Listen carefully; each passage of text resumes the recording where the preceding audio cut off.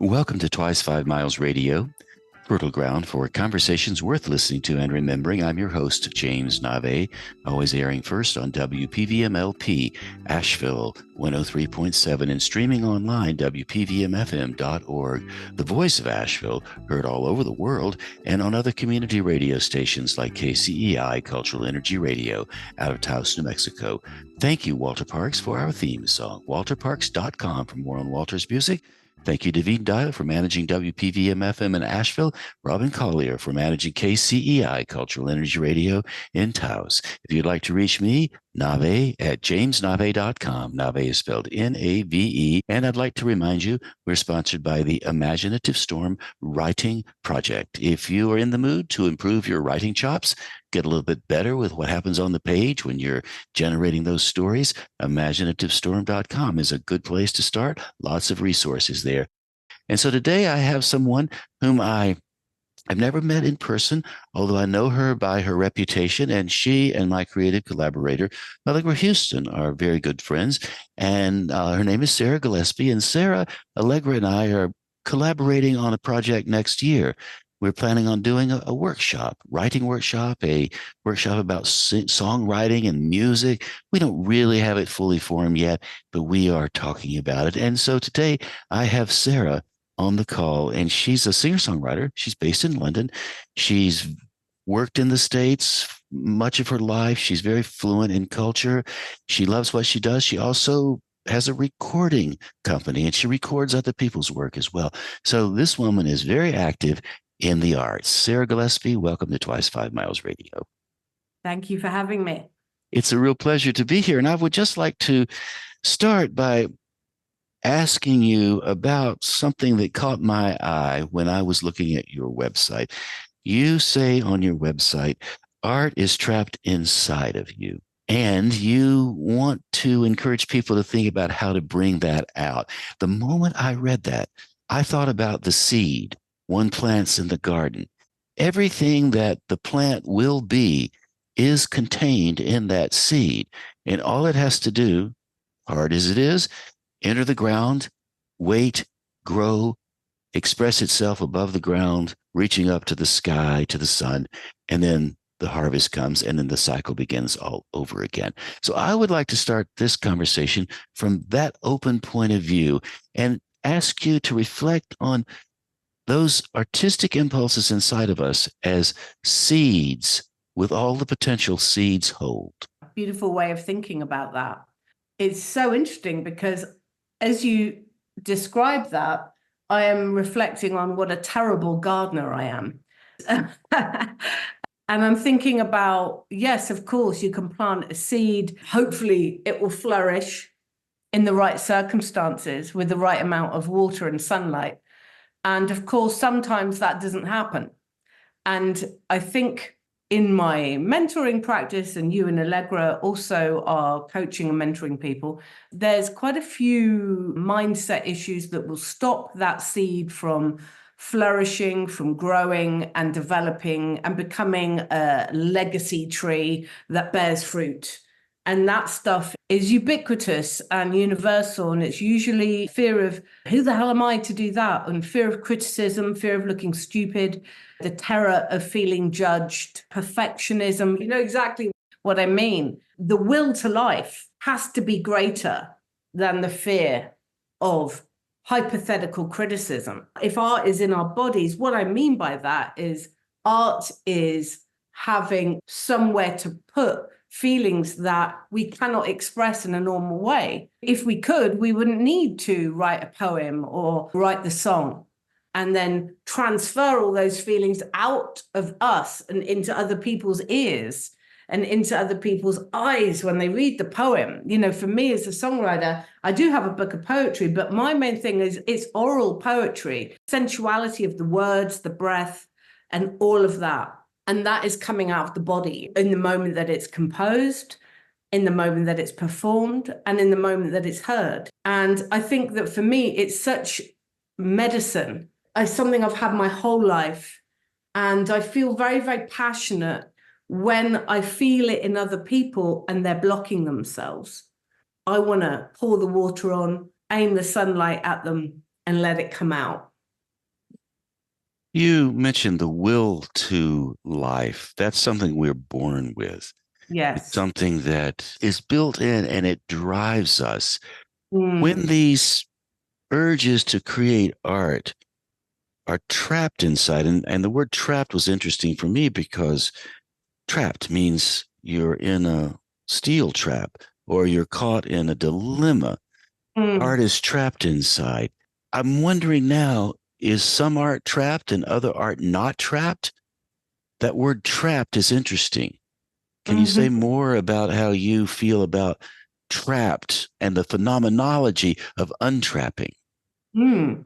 I think for me, I haven't experienced that trapped feeling. I only started talking about this recently because it's so woo and strange that a lot of people, particularly in Britain, which considers itself extremely rationalist country, wouldn't understand. But when I was a child, I used to feel songs like almost coming out of my fingertips. And I knew that I had to go away and let it come out of me. Later on, when I was reading an interview, I can't remember where it was, with the poet Ruth Stone, she talked about her poems chasing her across the fields like thunderous trains of air and just pouring out of her pen.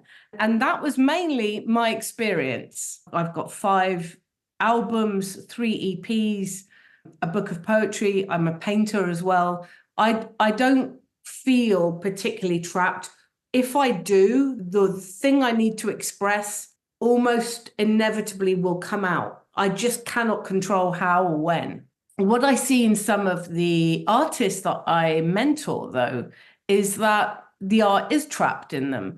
And I think that the longer you leave it, if you are an artist, because not everybody wants to express themselves and be an artist, but if you have that in you, I feel like the calling to be an artist, it's like a telegram from your talent to your frontal cortex saying, let me the hell out. When you have the desire is a message in itself. I've worked now for 3.5 years mentoring artists one-to-one, sometimes in groups.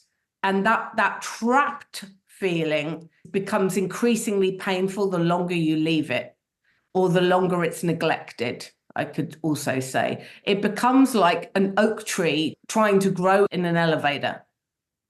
So it's okay at first, and then it's slightly uncomfortable, and then it becomes unbearable, and then it can become debilitating. I see some people who have so much in them that they have to get out that they are driven half crazy from it. It's like a gold rope I'm pulling out of them sometimes, like this, and it makes me very happy.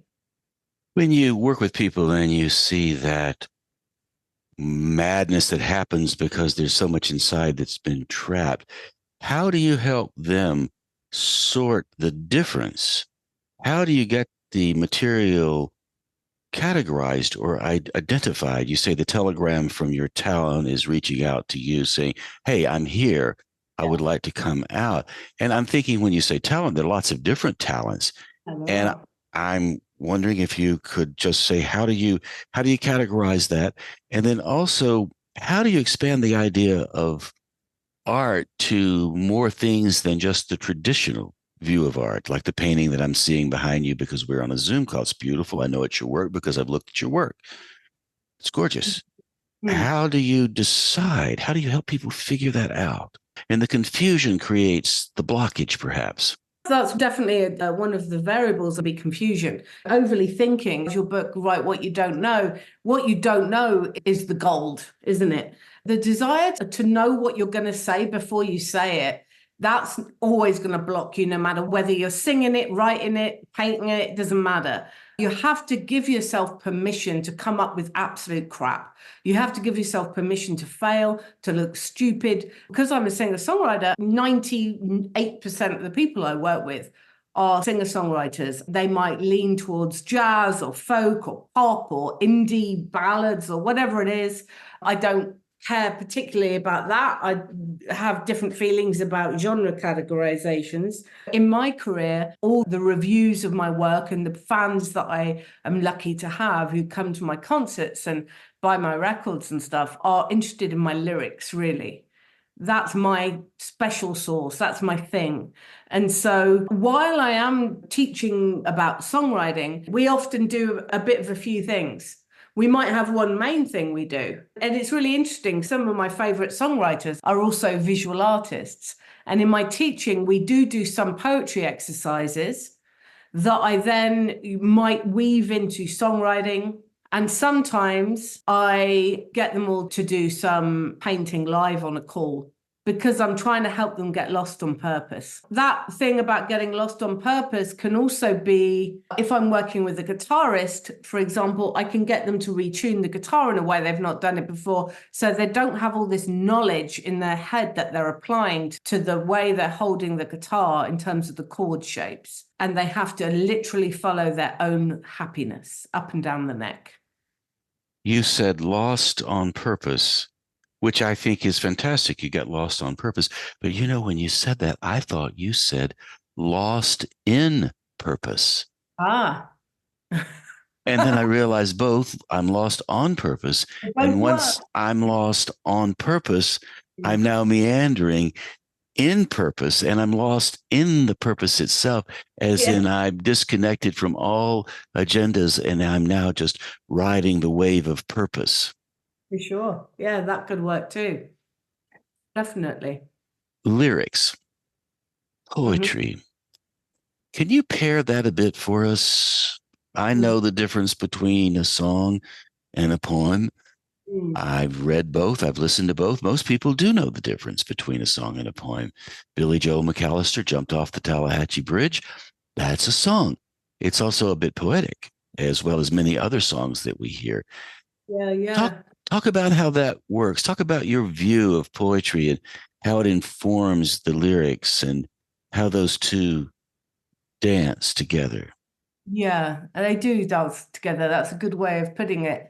Because on one hand, you could consider them two separate art forms. I mean, certainly if you're dealing with a really visual poet like E. Cummings, or is it Mary Ruffell? I don't know if I'm pronouncing her name correctly, who uses like tipexes out half the words in the poem. That's a visual phenomenon. And this is words that hit the eye. And what I do is play with the way that words hit the ear and the musicality of language. And the reason I'm a songwriter primarily and not a poet is that I very much enjoy that aspect of language. I'm dyslexic. I was not diagnosed as a child, and I never was interested in dictionary definitions of words. I love the ghosts of words, just the way that they can burst out of their dictionary definitions and mean something completely different according to the percussiveness of them, their proximity to other words and how they land, and what we do when we're rhyming or interrhyming or not rhyming at all, or rhyming and then suddenly stopping so you feel like you're falling off a cliff.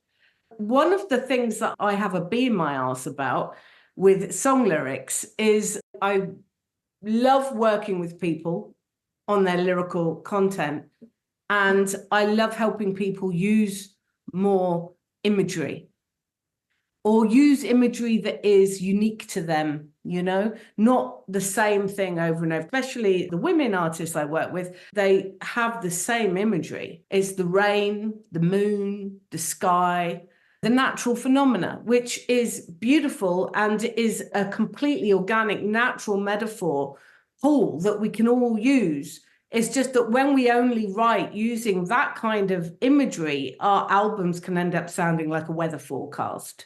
You know, and sometimes you've got to get down and gritty into the detail. I use certain exercises with people that I work with to pull out images that relate to the feelings that they have.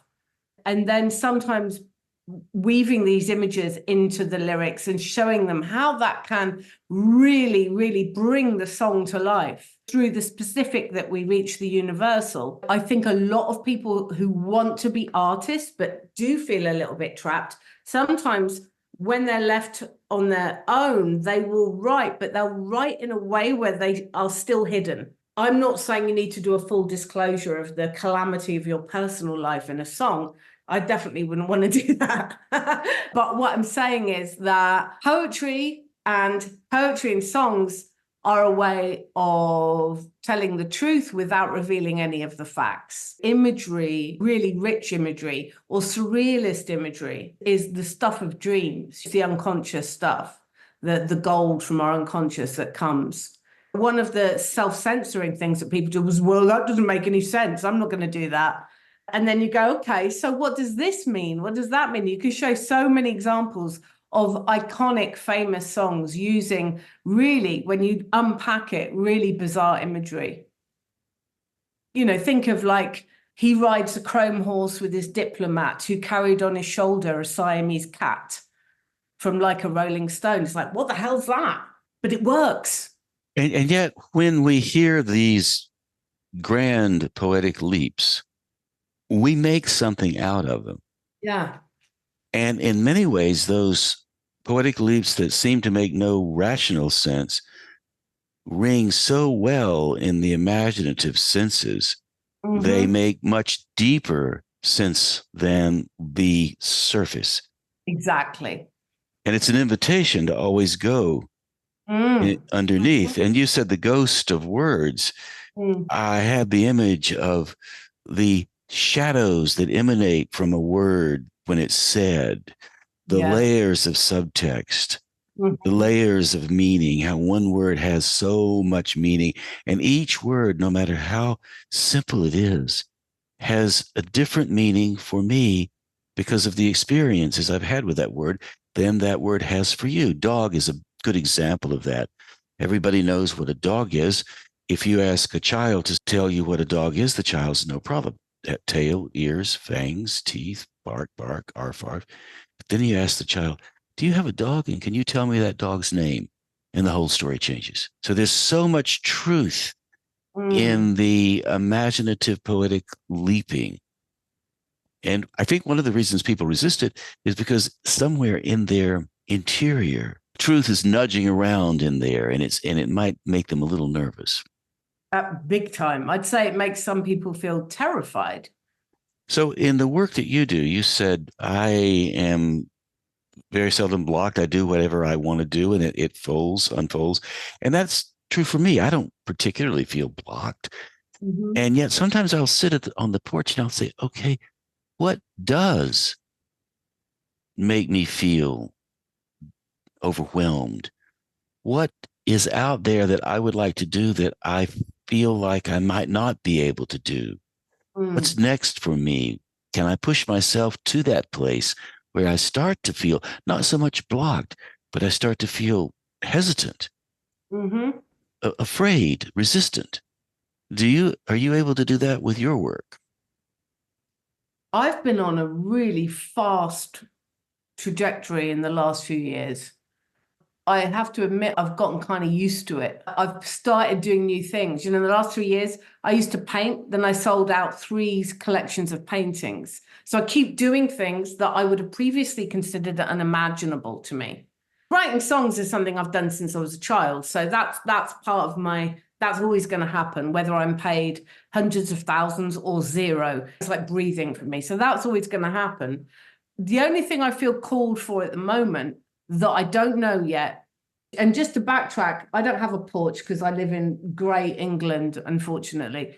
Were I to have a porch where I'd ruminate, I feel now I would like to write a project that has some narrative arc to it, an album that has a narrative arc. And I feel like I want it to contain archetypes, story archetypes, and I have no idea yet what that is.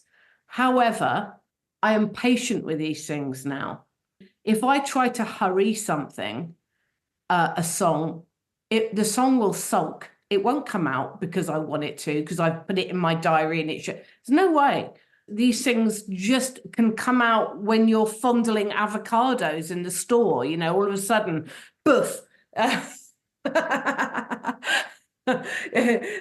Uninvited, you know, back to Ruth Stone and the thunderous train of air. The first time I couldn't write, when I tried to write and I couldn't do it, I was young. I was about 14 years old and I was devastated. I thought, oh my God, that special magic thing that has made me feel so alive my whole life has gone. Dylan Thomas warned me that sometimes it can go. And I remember at the time I was reading a lot about Tennessee Williams, and he was tortured by this sort of what he felt was this slow dripping lack of talent, like just leaving him. And I was terrified of it. And I was grieved from my songwriting. I think I waited a whole year. And then all of a sudden, I wrote about 3 songs in a week and it came back. And ever since then, I don't time myself. I don't have an identity. I mean, I obviously I'm a songwriter, but I don't think, oh my God, I'm a songwriter. I got to write songs, otherwise I'm not. I don't have that. And so the thing that I feel called to do right now, I'm not able yet to articulate. I'll just know it when it happens. And because of all of the experience you've had and all the work you've been doing and all the momentum you have, you are able to read the signs that come from that sense of delightful urgency. And you understand patience may be one of the best ingredients one can bring to the table in this business of creating art. And patience might be the medicine that neutralizes the internal critic and breaks the blocks up, maybe more than anything. Yeah.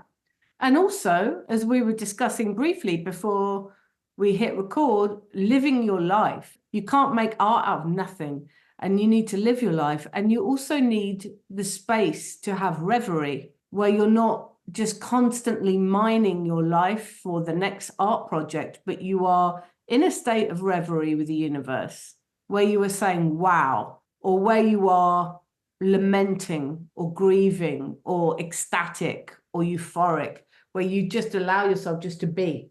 And I know when I had my daughter, I definitely lost that ability because I had a baby, and then I suddenly realized they don't go to school until they're 5. You mean I've got to be alone with a kid for 5 years? Speaking in a slightly sarcastic manner. Right, I'll put her in nursery and kindergarten, and then I have to go home and write a song.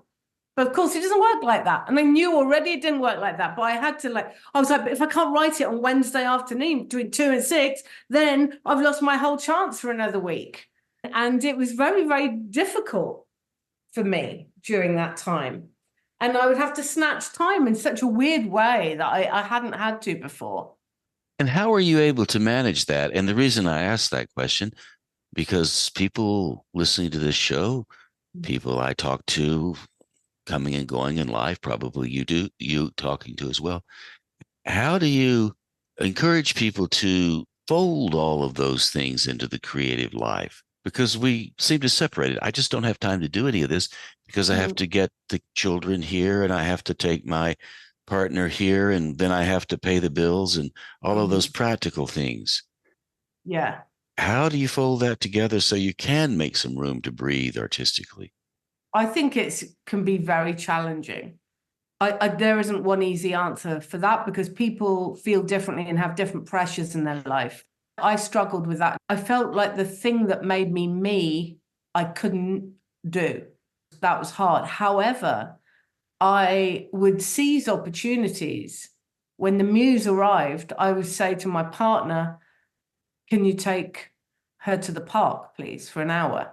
I would almost cultivate a way of skating to the thin ice of myself really quickly and letting it spill out. And somehow, miraculously, it took me a couple of years, but I wrote my 4th album with a little kid around.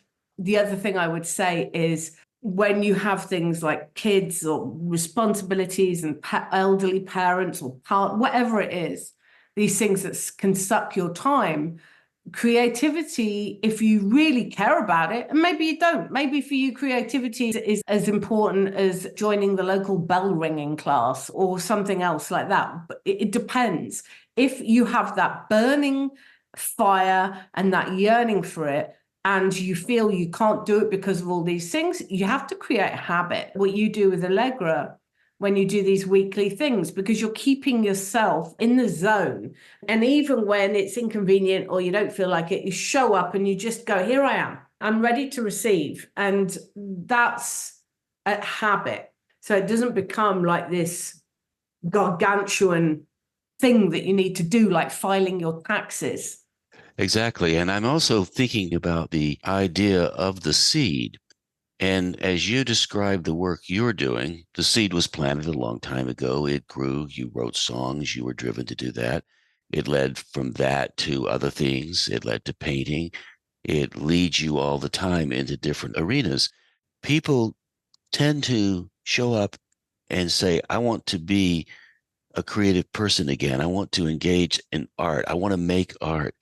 And sometimes they think it can happen in a few weeks. It takes a long time and a lot of patience to allow Mm. the emergence to happen naturally. Mm-hmm. Absolutely, yeah. And I think as well, if you're an artist and you're trying to reflect on epic things, when I say that, I'm thinking about this current state of our world. You can't just observe something and then express it. You have that period of ruminating, allowing these things to come out organically. I find for myself the more difficult topics, the most painful topics for me, always come out almost like a collage of images. Things that are very, very difficult, like the futility of war or a monumental grief and sadness in life, something like that. I always think of that adage, words fail me. In English, we say words fail me over something that's too huge, because words can no longer do their job of communicating the enormity of the thing we're trying to express. So the job of the poet and the job of the songwriter is to overcome that failure of language. For me, one of the ways that comes out is that I no longer attempt to make any sense, and I don't try to be linear. I don't try to have any kind of coherent takeaway at all. I have a song of mine called Glory Days about my mother. It basically consists of snapshot images from her life in a completely randomized order, from a child to an old lady. It's an epic. And I've had that experience as well on the Saturday calls. People just take imagery and words and just throw them together like images thrown on a screen, and they make sense. Mm. And they Mm. sound really, really good. And then they edit them a bit and tighten them up. And I do the same thing. Yeah. Sometimes, yeah, it doesn't do much for me. Other times, it's rather astounding. Yeah. I'd like to shift just slightly. You mentioned the state of the world and Mm-hmm. how we as artists try to deal with not only the states of the world, the states of being, states as in countries, etc., the state of the world. We also deal with the state of our own community, the state of our own psychology. You have your degree in film and literature, and you Mm-hmm. also have a degree in politics and philosophy. Mm-hmm.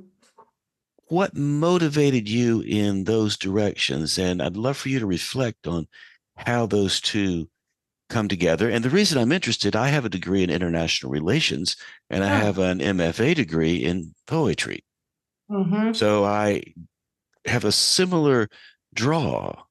Yeah. Politics, philosophy, film, literature, poetry. I know how it all Yeah. meshes, but how do we work with this? Why are you so drawn to all that? I mean, I just love reading books for a start, right? So when I was an undergraduate, I took some time out gigging, and I just wanted to do a degree that forced me to encounter texts I wouldn't encounter on my own volition. A really close friend of mine is a film academic at NYU. I loved unpacking film language with her and considering the difference between plot and story and how the star's persona works as part of the text. And all of these things fascinated me. And I love film. I loved studying literature. My mother's from Minnesota, so I'm American and British. And my mother was always like a tourist in London. So growing up in this country, she was taking me to the theatre all the time, going to see like Richard III at the Royal Shakespeare Company when I was like 11, and didn't understand what the hell was going on. Or she'd also take me to see like Hieronymus Bosch triptychs in old medieval churches in France. So I was like prematurely getting saturated with art I wasn't ready to fully comprehend yet. And I think that when it comes to politics, politics is often a storytelling thing, really. First of all, it's about people, but also it's all about perspective. I mean, I read news from many different angles. And I don't do it all the time like I used to, because I wouldn't be able to carry on with my work and I can get sucked into it. But I think politics and the way that we understand the past and the way that we assess the present is a mode of storytelling, and where we put our sympathy and how we can troubleshoot our own assumptions and slip into these murky zones that are uncomfortable. I have a song of mine called The Soldier Song, which is written from the point of view of a young boy who's about to join the army. I wrote this song after I played a peace festival in Manchester. And I ended up back at my hotel, having a cigarette outside.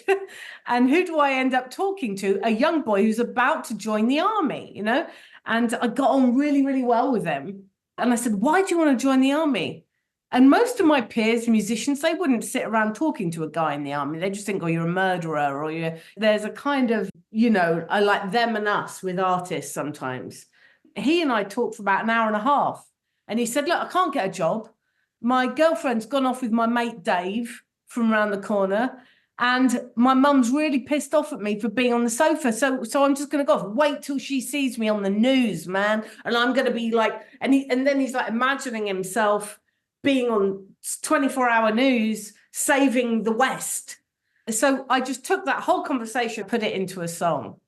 And that's a way for me to explore my feelings about some of this stuff. Again, without coming at the end with a huge takeaway, but a story of a boy who didn't have anything else to do.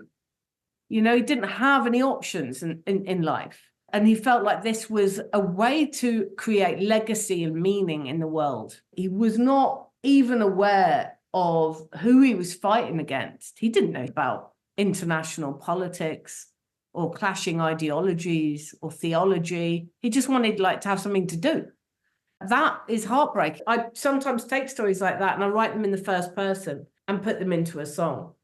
Yes, there's one example of my politics side mixing with my songwriter side. When I did my master's degree in politics and philosophy, I was going to go ahead and do a PhD. I was basically trying to avoid going to work. I didn't want to have to wear a lanyard or have a boss. So I thought I'll become an academic.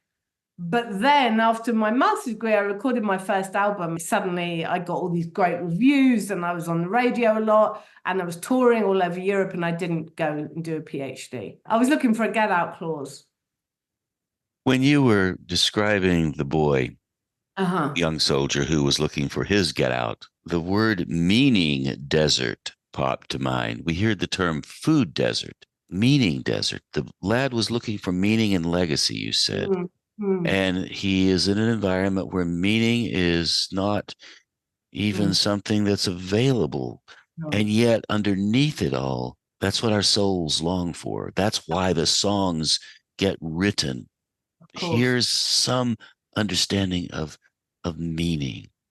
And I love that idea of the boy trying to find meaning. Will he be disappointed? We don't know.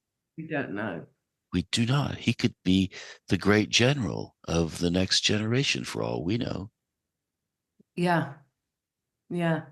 I mean, I was hypothesizing when I wrote this. I also made the language malleable enough that it could be any soldier in any war, in any army. Because I've been playing all day at a peace festival, obviously everybody wants peace, I think. Most people anyway. But I was also asking myself, being curious about what is it that's seductive about this? That's what led me to write that song. Shifting a little bit from that to the other work you do, which is produce this work. You write songs. You have 4 albums. You have a big body of work and great momentum. Yeah. You produce all of this as well. You're in charge of your destiny, your sovereignty. You have sovereignty over the work you do. You have a studio you produce in, and you build work for other people as well. You're an entrepreneur. You're in business for yourself as well as in art for yourself as others. Reflect a little bit on how all of that helps you form the momentum that you've been working with and plan to work with. It all evolved very organically for me. Whenever I was touring in the UK in particular, because we speak English here, I would often host songwriting workshops in the theatre I was going to play in that night with my band. So I'd rock up earlier. And the first time I did that, I really struggled. I remember I took the gig, $300, 2011. It was in a city called Bristol. He said, just teach them how to write songs. I said, of course, if I. And then I went back to my hotel room and thought, I don't have a clue how to write songs. I mean, I've written 3 hours. I don't know how to do it. I haven't got anything to say. I have no music theory. I have no tips. I actually went online, how to write a song. I remember being in my hotel room thinking, and and that was also really illuminating because I suddenly realized that it's saturated with guys going on about how if you want to get past the A&R booker for the record business, you have to have a really catchy thing. You have to have a clear message. You have to get to the point in under a minute, and your chorus has to be memorable, and it has to have a takeaway. It's like the antithesis of how I write, basically. And not just me. It's the antithesis of any songwriter who is an auteur songwriter, to borrow a phrase from cinema. Someone like Joni Mitchell, Tom Waits, they don't work like that. They are receiving the songs. And I just didn't know what the hell I would do in my songwriting workshop. So I had to dig very, very deeply. And I did. And I delivered this workshop and I loved it. And I was very good at it. And it gave me immense joy, especially with young people, to trick them into writing a song. I had this thing that I did. I would trick them into writing a song and it would blow their minds and it would shift their confidence. You could feel it, the energy in the room. And I loved that. And so in COVID, when all my life work was cancelled, Spotify has taken most of my income. I started doing songwriting workshops for free online and it snowballed and snowballed. So then I started developing a songwriting program. And then I'd have artists say, well, now I've got a body of work together. Now what? And I'd say, well, if you want, you come with my band, I'll take you into rehearsal studios and then we can go and record it. And you know what? I can sort out the publishing and I have a record label we can do. I mean, now I have a team of people working for me that do this. If I feel like the artist is an artist that I want to work with and everything works and we're a good fit, this is something that I do. And my record label, Pastiche Records, which I only started for myself initially, it's got artists from all over the world now. Canada, California, Greece, Lebanon, Spain, Sweden, UK. It's just been an organic development.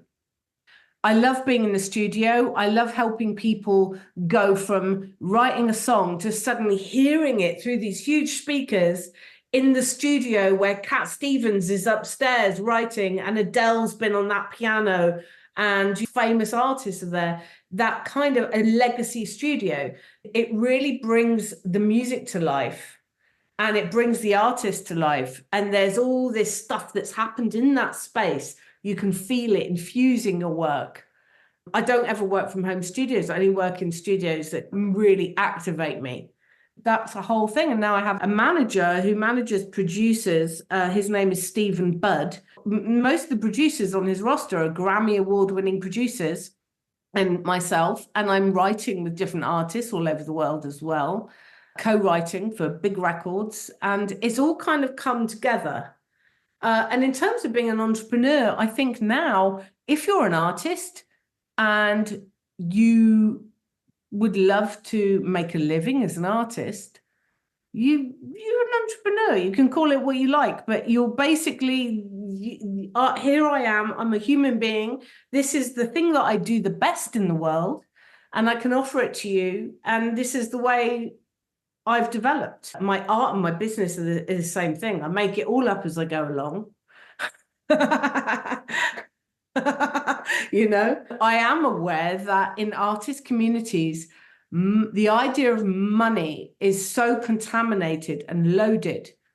However, what I've discovered, my own relationship with money was very much from a sort of a liberal lefty perspective, and rich people are just rich people and poor people, and you've got to face reality and all these other things. Now I don't feel that way. I feel like money's more like a river that's flowing along, and we often put massive rocks, and when you remove the rocks, it can flow. And I found financial abundance can just help you be more of yourself. It can help activate so many other things. I mean, for myself, when I'm making these albums, that's something that filters out to my band, to the engineers. My engineers I work with are Grammy Award-winning engineers. It's a circular thing. It's all about just getting more art out there, more music, more songs. That's it. The people you work with, you've mentored, the people that you've produced, helped produce these albums, and they're all over the world. How many of them have gotten traction in the music business, and how many of them have just done it from a legacy point of view? I've done a song, I produced it, and now I feel good about it. How much help do you give them in terms of keeping their name in front of the public so that they can keep their momentum going? Because there's a lot of competition and there's a lot of amazing stuff out there right now as well. Oh, absolutely. There really is. I mean, there's like 100,000 songs dropped on Spotify every day. It's saturated. In terms of my roster, there's a mix. Two women in particular pop in my mind that I've worked with, one in California and one here in London, who is Venezuelan. And both of those women are not career orientated in the slightest. They simply really wanted to write songs. They're both in their 60s. And it's just been an extremely fun, adventurous experience to write songs and put them out and have that. That's all they want to do. And I've helped them do that. Other artists very much want to make a career as a songwriter in the arts. And if possible, I will help them do that. That entails stuff like PR and radio and promotion, and it depends what the project is, but there's all sorts of different things that come into play. And yeah, I mean, I have one woman on my record label. Holly Gibbons is a very well-known jazz, soul, R&B singer. She did I think it was her 9th album with me, and all the other albums she did before that were mainly the American Songbook, and she would be playing at Blue Note, New York, like big gigs, touring all over the world, headlining huge venues that are very famous, but she really, really wanted to write her own songs and was kind of full of fear about that. So she came to work with me with some bits of songs half written and other ones kind of germinating, and we create this body of work. And she's constantly working, and she's been on BBC shows and BBC radio and all that stuff. I'm mentoring a young girl at the moment who has already recorded with me and giving her opportunities to open for my band in front of my audience. This is something else. So one of the things I try to do is to give everybody I'm working with the opportunity to showcase their work in front of peers and industry and network. And I just did one of these events last week. I do it once a year. It's a lot. But I am also in the very early stages of starting a new business adventure. It's a non-for-profit with my manager, which addresses this very thing, because I work mainly with women. And at the moment, 95% of the music in the public domain on the radio is written by men. And in the UK, contemporary writers of songs, 82.7% are men. I'm talking about people who are paid for their work. There's probably lots of people writing songs in their bedrooms. I'm talking about people whose music is being used. The statistics are so dire that we are starting this organization. We're going to be doing a big fundraising gala concert in the United States and then one in London. And what we want is to be able to pump some significant, meaningful funding into elevating the careers, not just the artists I work with, but other artists in our orbit to help with this, because it isn't easy. And it's a mixture of strategy, money, and luck. I'm thinking now of the professional women who play basketball and how that league is now getting traction. Right. So my vision of those people drawing big crowds and you doing this work in the music business having the same effect. Yeah. This is something I've ended up being passionate about. When I decide to do something, there's no chance I won't do it. It's a little scary, but that's been my experience so far. So, Sarah, we have arrived at the time we need to say goodbye. I loved all of this. Before we go, I would like for you to sum up what you are doing and tell us a bit about what's coming up for you next. Where will you be touring? How can people see your work? How can they find out more about you? How can they connect with you if anybody's inspired to make an album or record a song or write one? You can help them with it. How would they do that? So I have two websites at the moment. I have my artist website, sarahgillespie.com, and that has, my music on it and my tour dates. And I also have a website for my mentoring practice called the Create Now Academy. So if you Google that, it'll come up. And anyone can shoot me a message if they're interested. Right now, I'm writing a lot, and I think I mentioned to you I'm playing at a Dylan Festival here in the UK and doing a lecture about his lyrics. And then I am taking the summer off to have a vacation and coming back and doing a UK tour in September up to Scotland and up north, Northern England, Manchester, Newcastle. And I'll see from then on. I'm in the studio again in September. I'm recording and producing various projects up until Christmas. And that's me for now. Yeah. Well, Sarah, thank you so much for joining me in this hour. I really appreciate it. Well, thank you so much for having me. It's wonderful talking with you. There you go, my friends. Thus concludes my conversation with Sarah Gillespie.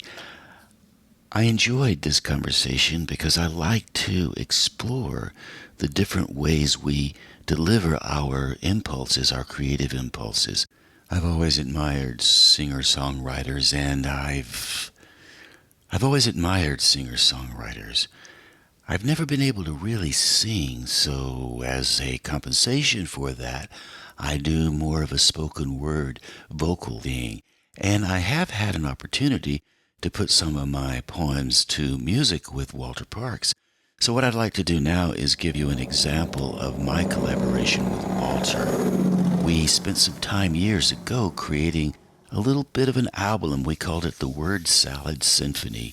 And we paired my poetry with his music, and we did it in his studio, and we did it analog, no digital at all. The take was the take, and if it didn't quite work, we would start over again. So as you might imagine, there was a bit of, how shall we say, creative pressure there, because you had to get it the way you wanted it, and if you missed, you had to start over. Unlike now, you can record a bit, go back, record some more, go back. But that was not the case in Walter's studio. We had to get it on, but that was not the case in Walter's studio. I would start, we would go through, he would play, we would create the piece, we would finish it. I felt a little nervous. I fumbled a fair amount. I held back some. It took me a while to figure out the rhythm. Eventually I figured it out, and we got it, and it was really delightful to hear the final pieces. So what I'd like to do now is offer you one of those final pieces. The scene for this piece took place a long time ago at Angelica Kitchen on 12th between 1st and 2nd in the East Village. I was thinking about Sam Cooke being a ghost on the corner and a woman walking down the street going to get a dragon bowl and a green tea at Angelica Kitchen. Angelica was owned by Leslie McCarran. It's now closed. I don't know what's in its place. It was a mainstay of the East Village for many, many years. So I wrote this piece, and Walter put some music to it. We threw a little Sam Cooke vibe in, or he threw the vibe in, and off we went. So this piece is titled Sam Cooke. It could also be titled At Angelica Kitchen. Walter and I recorded this in the early 2000s, maybe 2003, 2004, 20 years ago. So here you go. Walter Parks and I give you a little bit of music to take us to the top of the hour and say goodbye.